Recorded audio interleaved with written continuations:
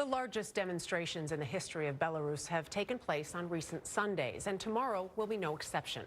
Hundreds of thousands are expected in the capital city of Minsk to protest the re-election earlier this month of the nation's strongman president after a vote widely seen as corrupt. But protesters know they are risking arrest or even worse fate.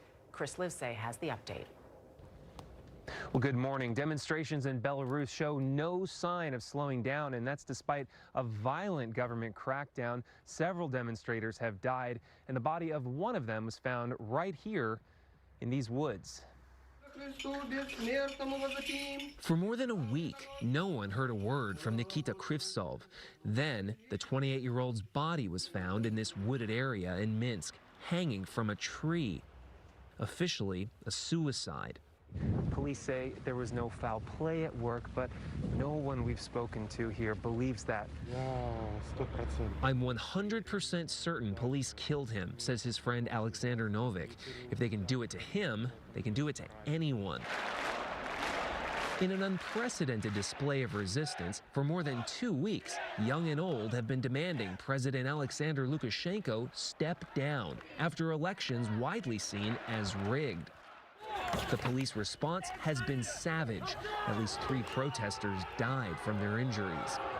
President Lukashenko had tried to scare all of these people into staying home, but it's clearly backfired despite beating them, bludgeoning them, and even torturing them. Today, they've given up their fear and traded it in for anger and for courage. Anger and courage from Nikita Krivtsov, days before he went missing, seen here staring down riot police and holding up the opposition flag of Belarus, as one officer records the identities of protesters.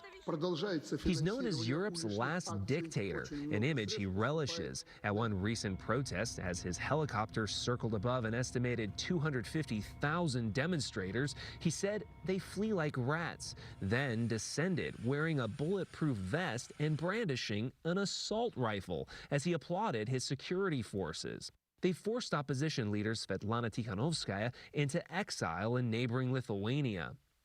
I believe in our people, and I'm sure that we will not lose this moment. What's going to happen to you? Her spokeswoman, Olga Kovalkova, remains in Belarus. Our voice cannot be ignored, she told me. Everything will be fine with me. Shortly thereafter, she was detained and sentenced to 10 days in prison for unauthorized protests. Long live Belarus, they shout, a call to action, despite ongoing threats from the president, says Andrei Dmitriev, an opposition candidate. If you could say one thing to President Lukashenko right now, what would it be? Please, leave us. A somber scene at the funeral and a grim one here in these woods where that young protester's body was found. The protesters say that was an act to intimidate them, but that in the end only made them stronger. For CBS This Morning Saturday, Chris Livesay, Minsk, Belarus.